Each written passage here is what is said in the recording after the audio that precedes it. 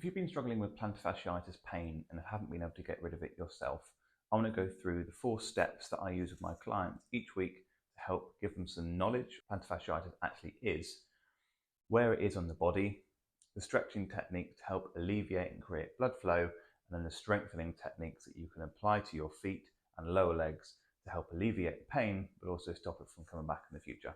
So plantar fasciitis is inflammation of the plantar fascia. Itis is the inflammation, plantar fascia is where it is. So the plantar fascia is the tissue that runs underneath the sole of the foot. It comes all the way up to the big toe, all the way up to the heel. Although the pain is on the underside of the foot, it hurts to walk, it's really tight and painful when you get out of bed in the morning. The treatment method is not just focusing on here. The plantar fascia can't actually be manipulated and stretched as we feel like we want to make it. So the tissue that you're looking at is going from the toes all the way past the heel, all the way up to the knee. And what we want to do initially for the stretching techniques, when you get out of bed in the morning, is just spend a bit of time flexing and extending the ankle and really bringing up the toes, flexing and extending the toes.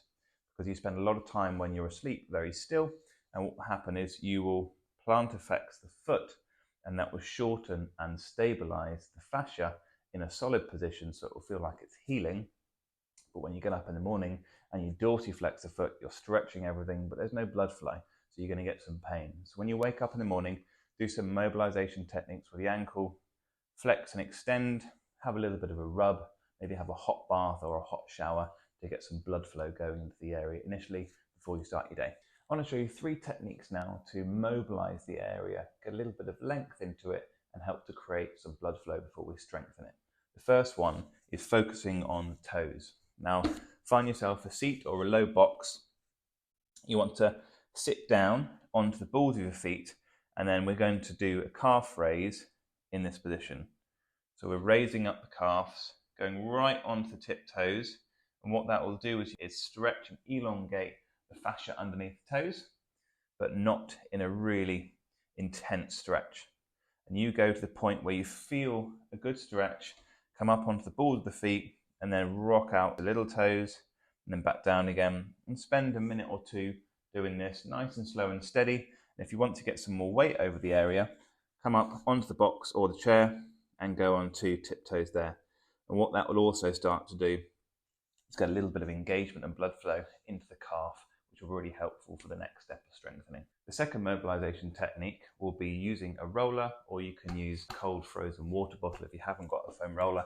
So come onto the floor, place the roller across the back of the shin, start at your ankle, then sitting down, using the skin on your hips just to slide back and forward. Just do a few inches forward and a few inches back, nice and slowly. Once you've done 30 seconds to a minute in this position, just move the roller up a few inches and keep doing the same technique, rolling forward and back until you've done 30-second increments all the way up to the knee. Remember that the calf has 2 heads on it, one on each side. So as you're rolling up, make sure to go back down again and rotate out of the foot, work your way all the way up to the knee, and then come back down to the bottom of the calf. Internally rotate the hip so that you can get the medial side of the calf as well. The last mobilization technique is a stretch of the calf. I like to do it after I've mobilized it with a roller, so you've got a little bit of plasticity into the calf itself before we stretch it. So place the ball of your foot on a raised platform, no higher than 2 inches. The heel wants to stay on the floor. The knee comes back to fully locked out, and then we step forward and pull the hips forward until we can feel a stretch coming all the way from the heel up to the knee.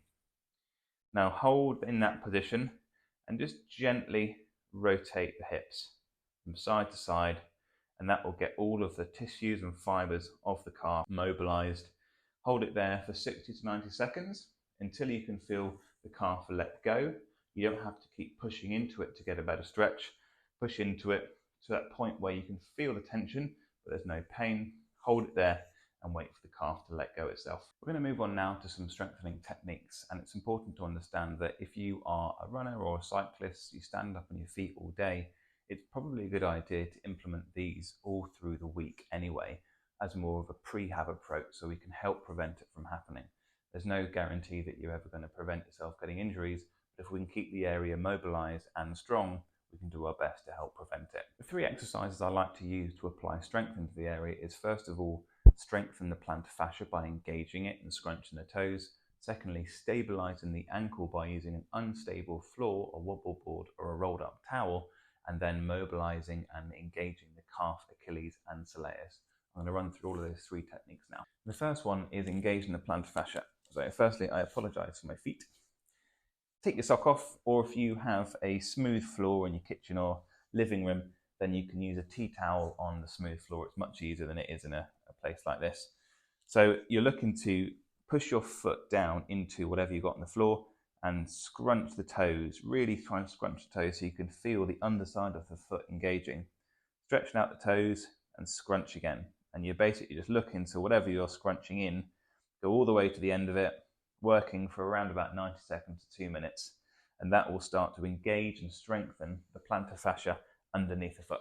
The second technique for strengthening the area is I like to use a wobble board, but you can use a rolled up towel, or you can find a soft area of grass to do this on.